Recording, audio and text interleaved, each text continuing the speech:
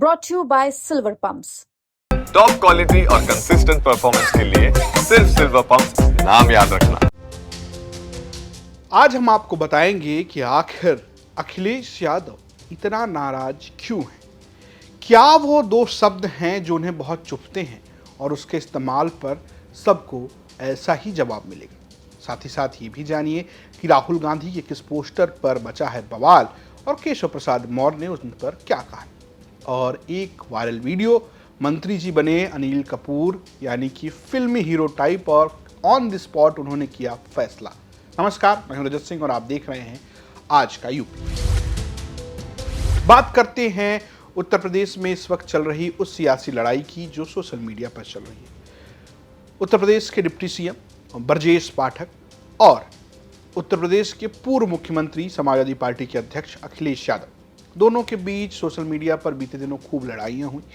बात हुई डीएनए की। दरअसल ब्रजेश पाठक लगातार समाजवादी पार्टी को लेकर डीएनए शब्द का इस्तेमाल कर रहे थे, बोल रहे थे कि समाजवादी पार्टी का डीएनए खराब है। इसके बाद समाजवादी पार्टी का जो आईटी सेल है उसने बिलो द बेल्ट जाकर ब्रजेश पाठक को हिट किया। ब्रजेश पाठक नाराज हो गए। उन्होंने एक पत्र, एक सोशल मीडिया पर पोस्ट लिखा अखिलेश यादव से। उन्होंने कहा कि ये भाषा सही नहीं।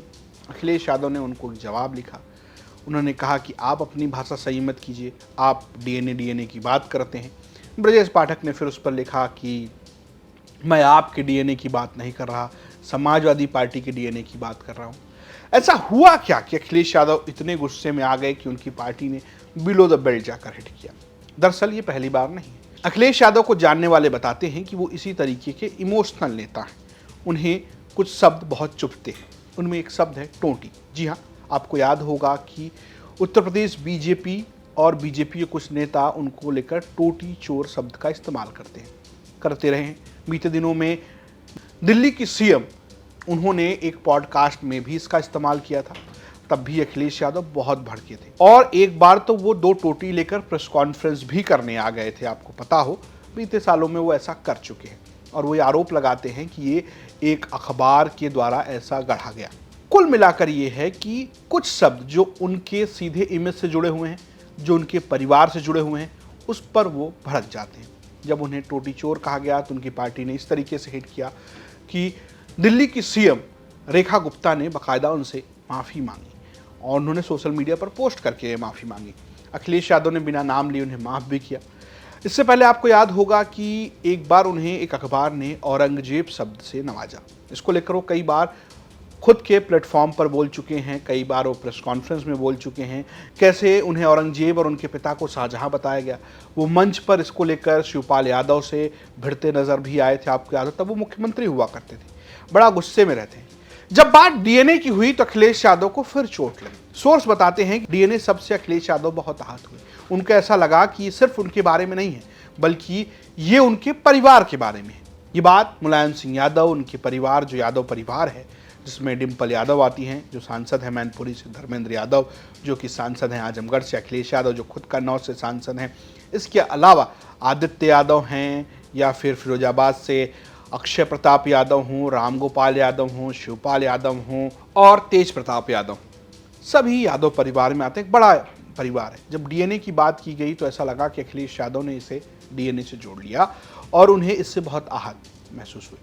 हालांकि लोग ये भी कह रहे हैं कि ये पॉलिटिक्स भी है। इस पॉलिटिक्स में ब्राह्मण पॉलिटिक्स नजर आ रही है। दरअसल बीते दिनों अखिलेश यादव पी से पंडित जी भी कहते नजर आए। उन्होंने कहा सत्ताधीश यानी कि मुख्यमंत्री योगी आदित्यनाथ को हाथा, तिवारी हाथा नहीं भाता, और तिलक जो कि ब्राह्मण लगाते हैं वो नहीं लुभाता। ऐसे में अखिलेश यादव ने जो आखिरी पोस्ट लिखा इस पर, उसमें ब्रजेश पाठक को इसी मुद्दे पर घेरते भी नजर आए।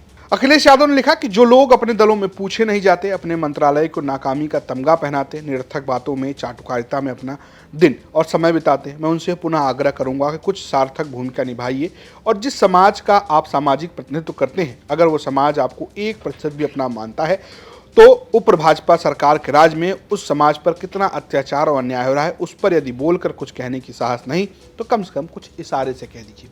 ये इशारा जो वो कर रहे हैं वो ब्रजेश पाठक की तरफ कर रहे हैं। कह रहे हैं कि अगर आपको अपना समाज 1% भी मानता है तो जो ये बीजेपी सरकार में ब्राह्मणों पर अत्याचार हो रहा है उस पर कम से कम कुछ तो कहिए, इशारों में ही बात कर लीजिए अगर आप खुल के बोल नहीं पा रहे हैं। आगे वो लिखते हैं, परिपक्व बनिए, 100 में शिष्टाचारी और मृदुभाषी भी। उन पर विश्वास मत कीजिए जो अपनों के सगे नहीं, और वैसे भी आप तो मूल रूप से उनके हैं भी नहीं। बाहर से आकर भाजपाइयों जैसा बोलकर, भाजपाइयों जैसा बनकर यहाँ घुलने मिलने की कोशिश कर रहे हैं।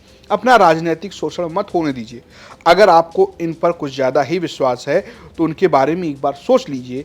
जो आज से पहले अपने आप को भाजपा में महत्वपूर्ण समझते थे और मूल रूप से भाजपाई थे, आपकी तरह बाहरी नहीं थे, आज हैं वो वहाँ, कल आप होंगे जहां। वो बात कर रहे हैं कि ब्रजेश पाठक को ये कह रहे हैं कि आप भारतीय जनता पार्टी के मूल काडर के नहीं हैं। दरअसल ब्रजेश पाठक बसपा की राजनीति से बीजेपी में आए हैं, 2017 में आए, 2022 के चुनाव में जीतने के बाद डिप्टी सीएम बने, स्वास्थ्य मंत्री भी हैं। तो उन्होंने कहा कि आप तो वैसे भी भाजपाई नहीं है, तो ऐसे में पार्टी में आपको लेकर लोग सगे नहीं हैं आपके। तो एक तरीके से वो उन्हें भी टारगेट करते नजर आए।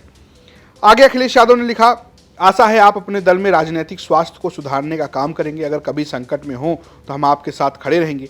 हम जानते हैं वो समय दूर नहीं, क्योंकि न तो आप न तो आपका समाज आज के सत्ताधीश को भाता या लुभाता है। आपकी समाज उनकी निगाह में 2M क्या 3M भी न था और न होगा। आप अपनी चहरदीवारी बचाइए और नैतिक बुनियाद भी वो बची रहेगी तो आप बचे रहेंगे। इस कड़ी का अंतिम पत्र, क्योंकि हमें जनहित के लिए काम पर निकलना है। जो आखिरी पैरा है इस पूरे पोस्ट का, उसमें वो कह रहे हैं कि सत्ताधीश को ना तो भाता है ना लुभाता है। ये बात वो योगी आदित्यनाथ को लेकर कह रहे हैं। वो ये कह रहे हैं कि तिवारी हाता, जो कि गोरखपुर में एक बड़ा ब्राह्मण राजनीति का केंद्र रहा है, वो उनको नहीं भाता, ब्राह्मणों का तिलक नहीं लुभाता। और ये भी कह रहे हैं कि अगर आप संकट की स्थिति में होंगे बतौर ब्रजेश पाठक ब्राह्मण, तो वो आपकी मदद भी करेंगे। एक लाइन और वो भी लिखते हैं कि आप अपनी चहरदीवारी बचाइए। ये वही चहरदीवारी की तरफ नजर आता है।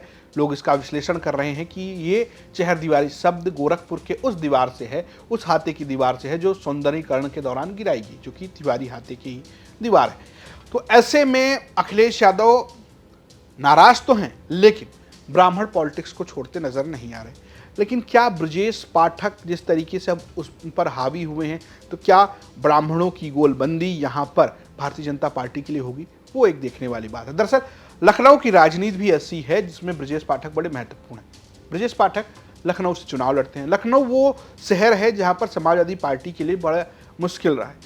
अगर आप रविदास मल्होत्रा को छोड़ दें तो आपको नजर आएगा कि भारतीय जनता पार्टी का बड़ा वर्चस्व है। लखनऊ वो शहर है जहां पर मुसलमान भी अटल बिहारी वाजपेयी हों या राजनाथ सिंह हों, उनको वोट देते नजर आए हैं। क्या इस बार कोई बदलाव होगा, क्योंकि बहुत सारे लखनऊ के ऐसे ब्राह्मण नेता भी हैं जो समाजवादी पार्टी में हैं, और क्या वो ब्रजेश पाठक के सामने लड़ेंगे, ये सारे सवाल हैं। लेकिन अब जिस तरीके से अखिलेश यादव ने की पार्टी ने पलटवार किया, ब्रजेश पाठक ने भी इसे एक कदम आगे ले जाते हुए ब्राह्मणों के डीएनए से जोड़ा। तो क्या इसका असर चुनाव में होगा? ये तमाम सवाल हैं जो शायद 2027 तक पता चले। चुनाव में बड़ा लंबा समय है, लेकिन एक बात तो ये है कि अखिलेश यादव को डीएनए शब्द चुभा है। तो कुछ ऐसे शब्द उनकी डिक्शनरी में हैं जो वो सुनते नहीं हैं या उन्हें बहुत चुभता है, और जिस पर उनकी पार्टी किसी भी हद तक जाकर विरोध करती है। अब बात करते हैं दिन की दूसरी खबर की। बात करते हैं, जब सौम्यता की बात हो रही है तब एक पोस्टर खूब चर्चा में है। चर्चा में है राहुल गांधी का पोस्टर, जिसे भारतीय जनता पार्टी के आईटी सेल के प्रमुख अमित मालवीय ने शेयर किया।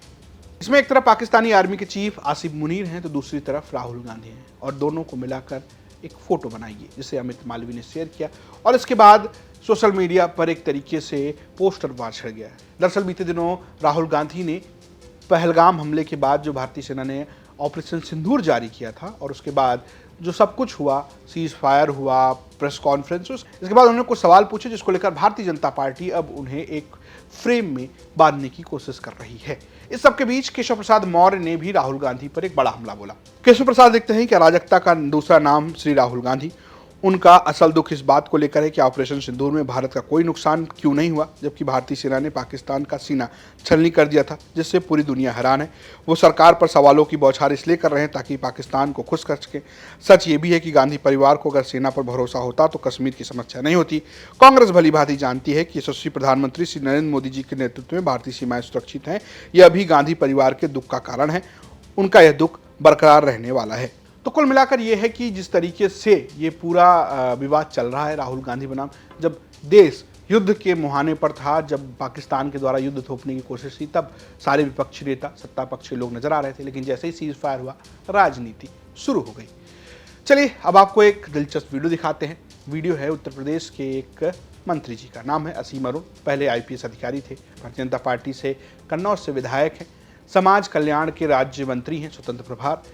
बाराबंकी में एक छात्रावास की समीक्षा करने पहुंचे थे, उसके बाद जो कुछ हुआ वो इस वीडियो में कैद है। संतोष, तुम मुझे पहले चल के गिनवाओ बोर्ड कहाँ लगे। 60 बोर्ड 5x5 के और 11 बोर्ड 8x4 के। यहाँ पे कौन सा नया बोर्ड लगा है?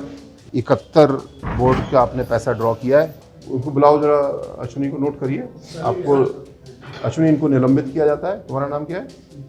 संतोष, इनको निलंबित किया जाता है। तो ये वीडियो खूब वायरल है, आपने देखा मंत्री जी का तेवर।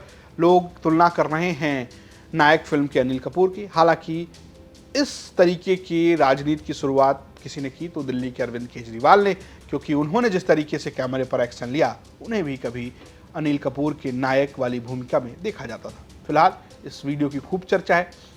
आपको क्या लगता है आज की यूपी की इस खबर के बारे में? आप हमें जरूर जानकारी दीजिए, कमेंट बॉक्स में बताइए कि फिलहाल क्या लग रहा है आपको कि अखिलेश यादव को किन किन बातों का दुख हुआ है और क्या वो इसी तरीके के आक्रामक रहेंगे? क्या ब्रजेश पाठक बीजेपी के लिए ब्राह्मण वोट इकट्ठा कर पाएंगे? ये तमाम सवाल हैं, आप इसका जवाब हमें कमेंट बॉक्स में दे सकते हैं। देखते रहिए यूपी तक। नमस्कार।